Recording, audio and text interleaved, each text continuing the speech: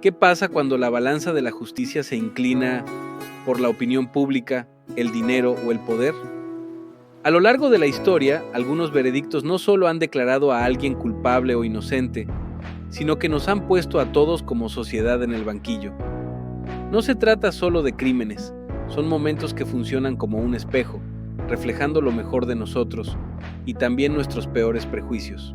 Hay juicios que no terminan con un simple veredicto, terminan reescribiendo la historia. Hoy vamos a viajar al corazón de los casos más controvertidos para descubrir cómo el golpe de un martillo pudo provocar protestas, celebraciones y cambiar para siempre el destino de naciones enteras. Estos son los momentos que hicieron eco mucho más allá de una sala de tribunal y que sacudieron al mundo. Justicia para una nación, el juicio a las juntas. Nuestra primera parada, Argentina, 1985. El país recién despertaba de la pesadilla de una de las dictaduras más sangrientas de América Latina, el autodenominado Proceso de Reorganización Nacional. Entre 1976 y 1983, un régimen militar secuestró, torturó y asesinó a miles de personas, hundiendo a la nación en un estado de terror absoluto. Con la vuelta de la democracia, el nuevo presidente, Raúl Alfonsín, tomó una decisión sin precedentes: llevar a juicio a los propios comandantes de las juntas militares. Era una movida increíblemente arriesgada. Por primera vez en la historia, un tribunal civil iba a juzgar a los líderes de una dictadura por crímenes de lesa humanidad. El mundo entero estaba mirando. ¿Podía un país roto llevar a sus propios verdugos ante la justicia? El proceso, conocido como la Causa 1384, arrancó el 22 de abril de 1985. En el banquillo se sentaron 9 de los hombres más poderosos del régimen, incluidos los dictadores Jorge Rafael Videla y Emilio Massera.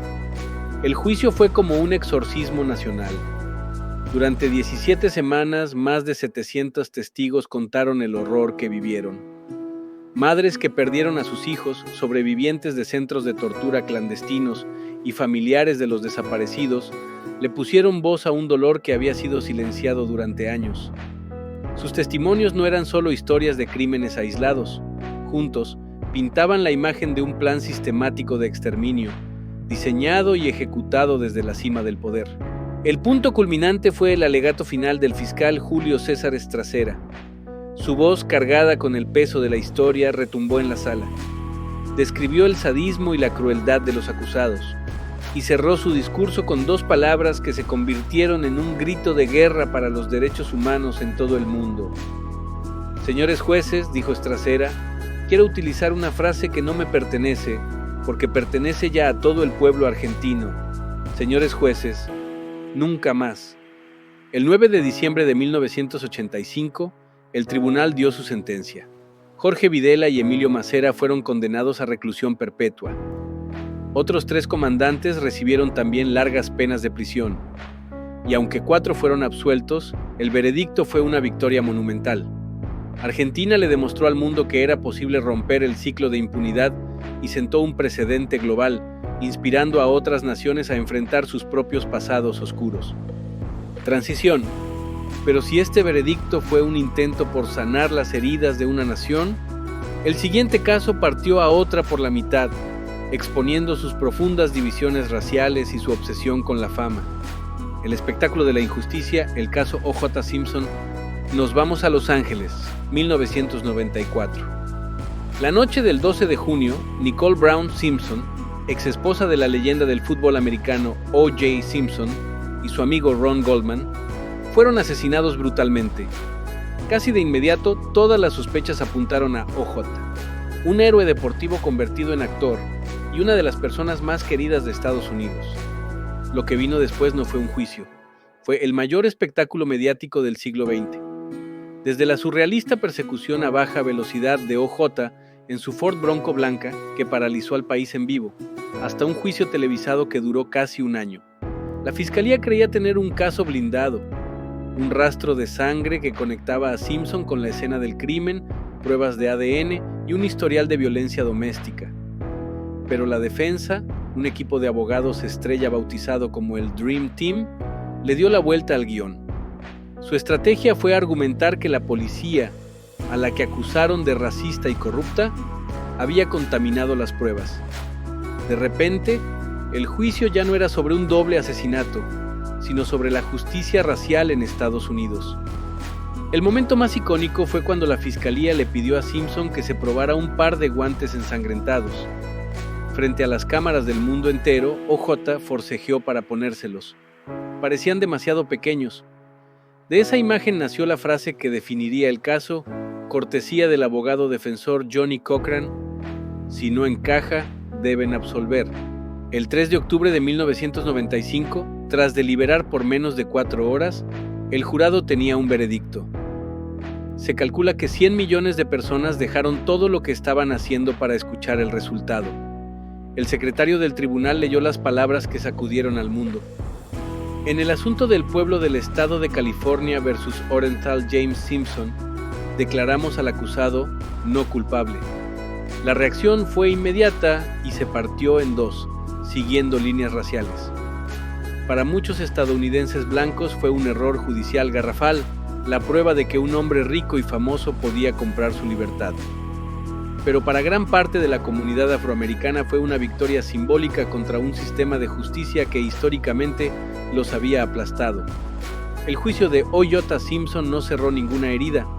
Al contrario, dejó al descubierto las fracturas de la sociedad estadounidense y su legado sigue siendo un recordatorio doloroso de cómo la justicia puede verse de formas tan radicalmente opuestas. Transición. De un veredicto que para muchos fue un fracaso, pasamos a una decisión que fue un paso de gigante para la justicia. Una sentencia que no juzgó a un hombre, sino a una idea perversa que había envenenado a toda una nación. Separados nunca es igual, Brown v. Board of Education. Para entender la importancia de este caso, tenemos que viajar a 1896. Ese año, la Corte Suprema de Estados Unidos, en el caso Plessy contra Ferguson, legalizó la segregación racial bajo la doctrina de separados pero iguales. Esto permitió la existencia de escuelas, transportes y lugares públicos distintos para personas blancas y negras, con la falsa promesa de que la calidad era la misma. Esta doctrina fue la base legal de las humillantes leyes de Jim Crow, que dominaron el sur de Estados Unidos por décadas. Pero para la década de 1950, el movimiento por los derechos civiles empezaba a ganar fuerza. En Topeka, Kansas, a una niña afroamericana llamada Linda Brown le prohibieron matricularse en la escuela primaria más cercana a su casa porque era solo para blancos. La obligaban a ir a una escuela segregada, mucho más lejos. Su padre, Oliver Brown, apoyado por la NAACP, demandó al consejo escolar. Su caso, junto a otros 4 muy parecidos, llegó hasta la Corte Suprema. El 17 de mayo de 1954, la Corte, de forma unánime, emitió un fallo que cambiaría a Estados Unidos para siempre. La decisión declaró que, en el campo de la educación pública, la doctrina de separados pero iguales no tiene cabida. La Corte argumentó que las escuelas separadas son, por naturaleza, desiguales, porque el simple hecho de segregar a los niños afroamericanos les generaba un sentimiento de inferioridad que dañaba su capacidad de aprender. El veredicto de Brown contra la Junta de Educación fue un terremoto legal y social. Eliminó el precedente que había durado casi 60 años y declaró que la segregación racial en las escuelas públicas era inconstitucional. La decisión, por supuesto, no fue bien recibida en todas partes.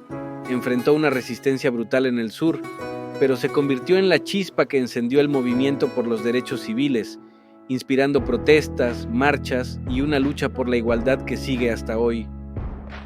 Este veredicto no fue un punto final, sino el pistoletazo de salida en la carrera por el alma de una nación.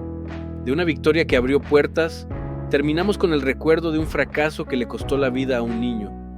Un caso que resume la cara más oscura de la injusticia. El caso George Stinney Jr. Estamos en Alcolu, Carolina del Sur, año 1944. Un pueblo del sur profundo gobernado por la brutalidad de la segregación.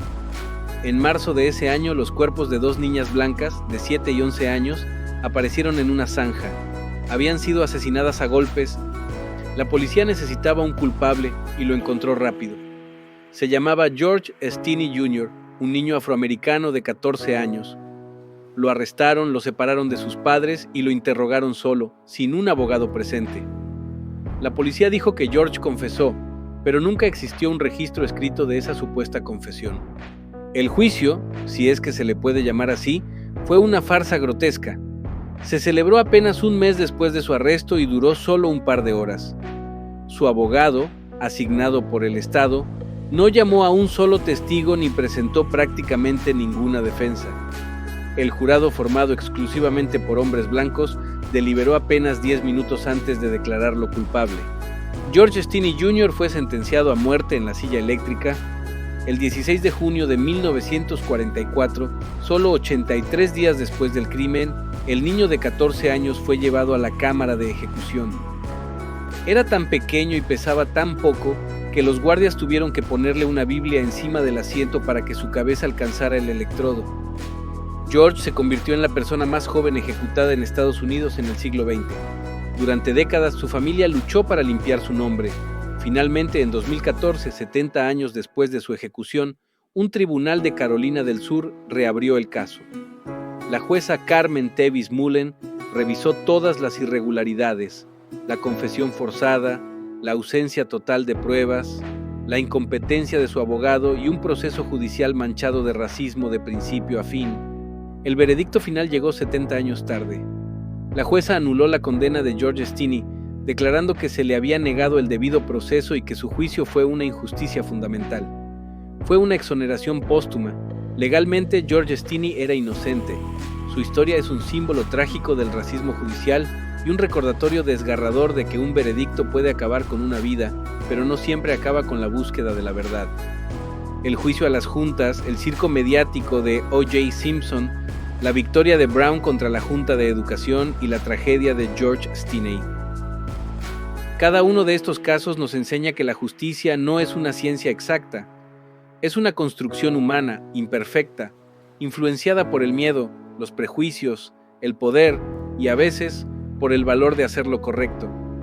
Estos veredictos nos recuerdan que la justicia no siempre es el final del camino. Muchas veces es el comienzo de una conversación mucho más grande y necesaria sobre quiénes somos como sociedad y en quiénes queremos convertirnos.